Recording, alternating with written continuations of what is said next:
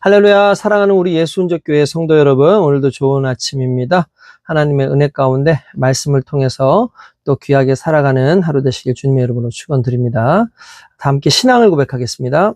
전능하사 천지를 창조하신 하나님 아버지를 내가 믿사오며 그 독생자 우리 주 예수 그리스도를 믿사오니 이는 성령으로 잉태하사 예언대로 처녀의 몸에서 나시고 나를 위하여 고난을 받으사 십자가에 못 박혀 죽으시고 장사한 지 사흘째에 죽은 자 가운데서 다시 살아나시며 하늘에 오르사 전능하신 하나님 우편에 앉아 계시다가 거기로부터 산자와 죽은 자를 심판하러 오시리라.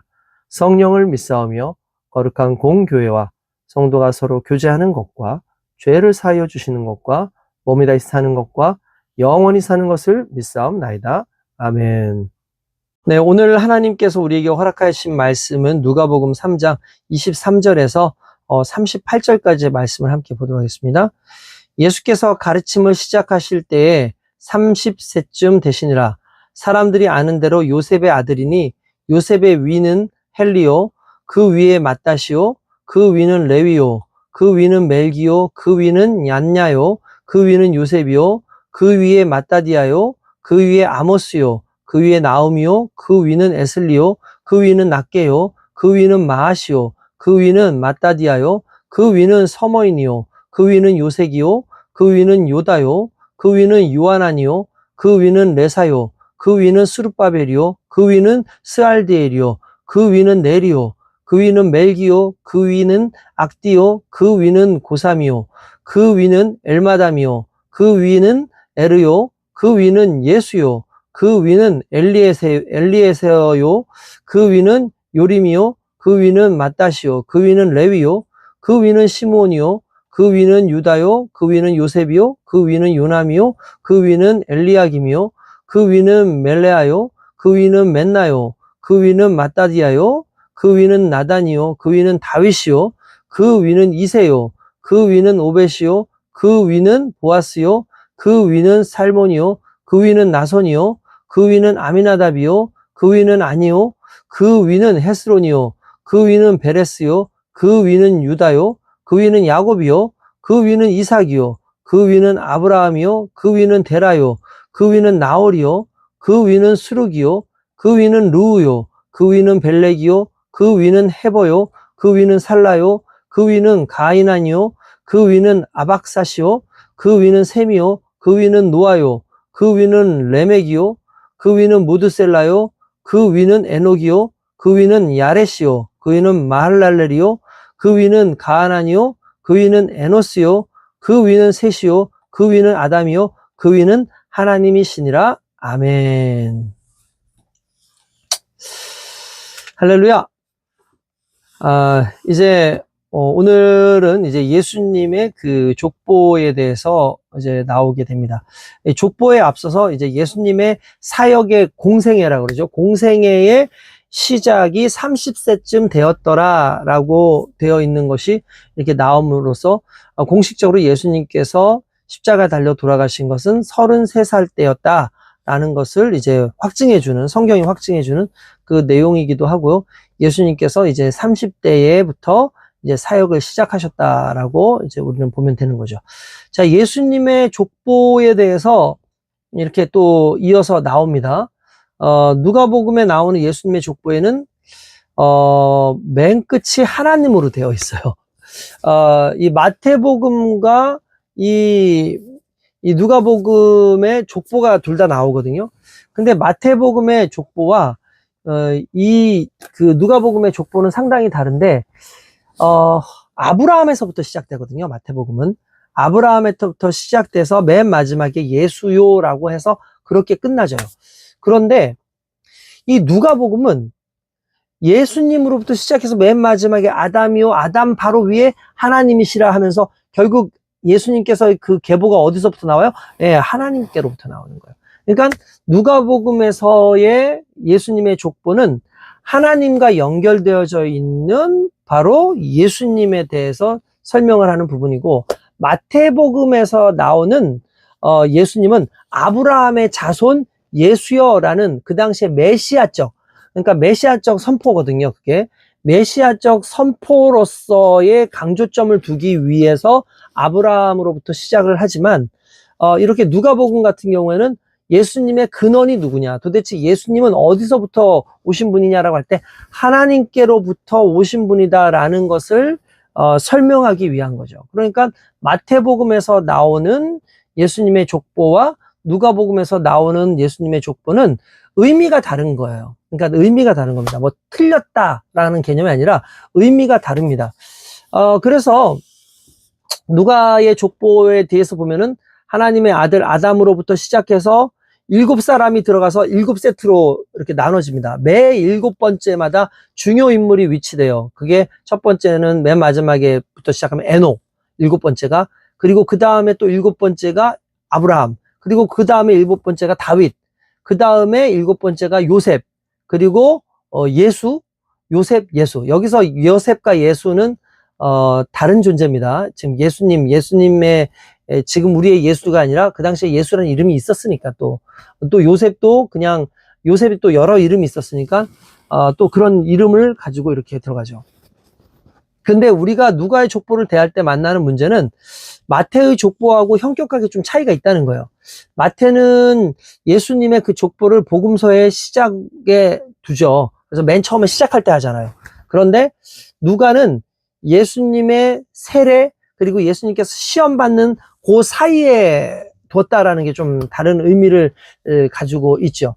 그래서 요 부분에 대해서 뭐 다양한 해석들이 일단 있을 수 있습니다. 마태는 애초에 시작하면서부터 아브라함의 뭐 누구를 낳고 했는데 여기에서 예수님의 그 누가복음은 오히려 조금 지나서 뒤에 오히려 예수님이 시험을 당하시기 전, 세례를 받고 시험을 당하시기 전에 나오는데 왜 그랬을까? 그건 제가 보기에는 예수님의 그 정체성에 대한 문제, 예수님이 누구냐에 대한 얘기를 할 때 누가는 예수님은 하나님의 아들이라는 것을 좀 집중하고 싶었던 거예요. 그래서 예수님이 세례를 받으시는 것으로부터 시작하지만 또 예수님이 하나님의 아들로서 또 시험을 또 어떻게 이기시는지에 대한 그 부분을 또 이렇게 부각시키는 하나의 내용이라고 볼 수가 있는 거죠. 뿐만 아니라 마태는 다윗의 조상들을 뭐 솔로몬에서 여고냐로 이렇게 넘어가지만 누가 같은 경우에는 솔로몬으로 치지 않고 나단에서 네리로 이렇게 보는 경우가 있습니다. 그래서 이걸 뭐 여러 가지 이야기로 하는 사람들이 있어요. 그래서 이 마리아, 솔로몬 쪽으로 해서는 마리아로 내려가는 것이다 라고 하는 사람들도 있고, 그리고 또 나단으로부터 내려가는 건 요셉 계열로 가기 때문이다 해서 어머니의 그 혈통과 아버지의 혈통을 같이 이렇게 따로 분리해서 한 것이고, 오히려 요셉에 맞춰진 것이다 라고 일반적으로 이렇게 보여지는 부분이 있습니다. 뿐만 아니라 이 예수님에 대해서 이야기를 할 때 누가복음은 조금 더 구체적이에요. 왜냐하면은 그 마태는 수룹바벨에서부터 예수님까지 12병을 거명하는데 누가는 21명을 거명해요. 그러니까 그러면 사람이 더 많은 거냐? 아니죠. 그러니까 원래 여러분 이렇게 생각하시면 돼요. 족보라고 하는 것이 그냥 일일이 누가 누구 이렇게 나오고 하는 게 아니라 중요한 사람들, 중요한 핵심적인 부분들일 때에는 뛰어넘어가기도 합니다. 그러니까 중요한 사람들 인물만 넣기도 해요. 족보상으로는. 근데 누가는 그냥 자질구레하게 모든 걸 다 이렇게 넣은 거예요.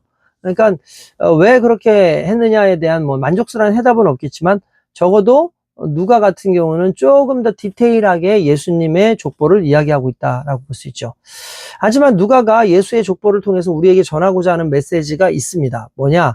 그것은 족보를 예수의 그 세례와 시험 사이에 위치시킴으로써 예수를 인간의 대표로서 하나님의 아들인가 아닌가에 대하여 사탄의 시험을 받게 하는 거예요. 또한 다윗, 아브라함뿐만 아니라 아담까지 거슬러 올라감으로써 예수를 유대인뿐만 아니라 모든 인류의 소망의 성취로 이제 부각시키고 있다는 거죠.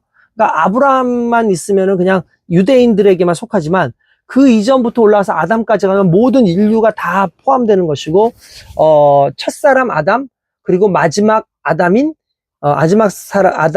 예수, 구원의 이 어떤 그 흐름까지 이렇게 설명하고 있다라고 볼 수가 있죠.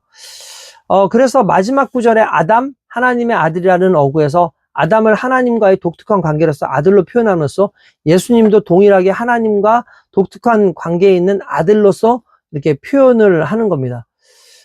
그러므로 이제 예수님의 족보에 나타난 이 누가의 주요 메시지는 기독론, 흔히 말하는 예수 그리스도에 집중되어 있어요. 그러니까 이 주제는 뭐냐면 예수를 하나님의 아들로 지칭하는 데서 발견되는데, 이건 마태복음이나 마가복음에서 언급한 것처럼 이제 누가에게서도 이제 나타나는 그런 현상인데, 결국 예수의 족보를 아담에게까지 그리고 최종적으로 하나님까지 올라가게 함으로 하나님의 아들이라고 하는 그 주제를 강조하고, 이렇게 함으로써 누가는 복음의 우주성, 그러니까 유대인만이 아니라 모든 사람들이 복음 안에 있을 수 있고, 예수님의 중요성을 아브라함이라고 하는 인간으로 놓지 않고 하나님의 아들이라고 하는 상당히 높은 그 부분까지 가지고 갔다라는 것이, 결과적으로는 이게 누가가 말하고 싶었던 그런 이 예수님에 대한 부분이었다는 거죠.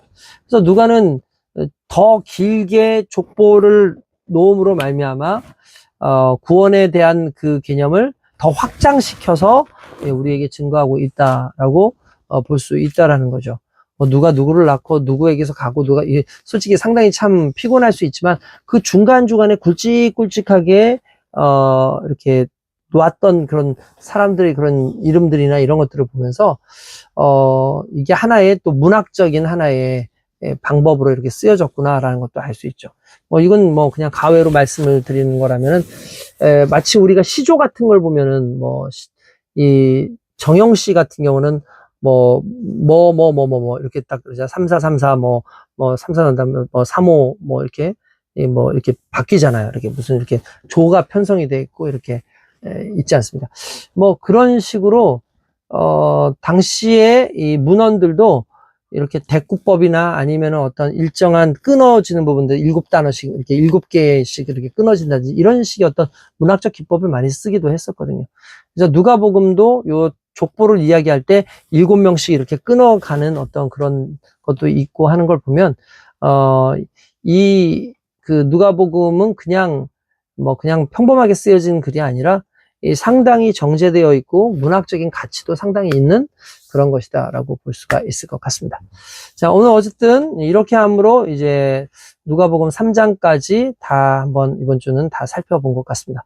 아무쪼록 여러분들 우리 하나님 안에서 우리 예수님이 바로 하나님의 아들이십니다. 최종적으로 그 하나님의 아들이라는 것은 모든 인류가 아담 아래에 있었기 때문에 모든 인류가 구원받을 수 있는 복이 우리에게 있는 겁니다 라는 어떤 그런 의미로 받아들이면 참 좋겠다. 그리고 실제로 그런 것이기도 하고요. 그래서 유대인뿐만 아니라 우리도 하나님의 자녀라는 그 자긍심 안에서 그렇게 살아갈 수 있게 주님의 이름으로 축원드립니다. 거룩하신 하나님 감사합니다. 하나님께서 사랑하시는 귀한 백성들로 하여금 오늘 또 말씀 속에서 주여 오늘 귀한 깨달음을 얻게 하셨사오니 주님 그 깨달음 속에서 하나님의 영광을 드러내는 우리 모두가 되게 하소서. 오늘 하루도 주님 안에서 승리하게 하실 줄 믿사옵고 예수님의 이름으로 기도드리옵나이다. 아멘. 할렐루야. 평안하세요.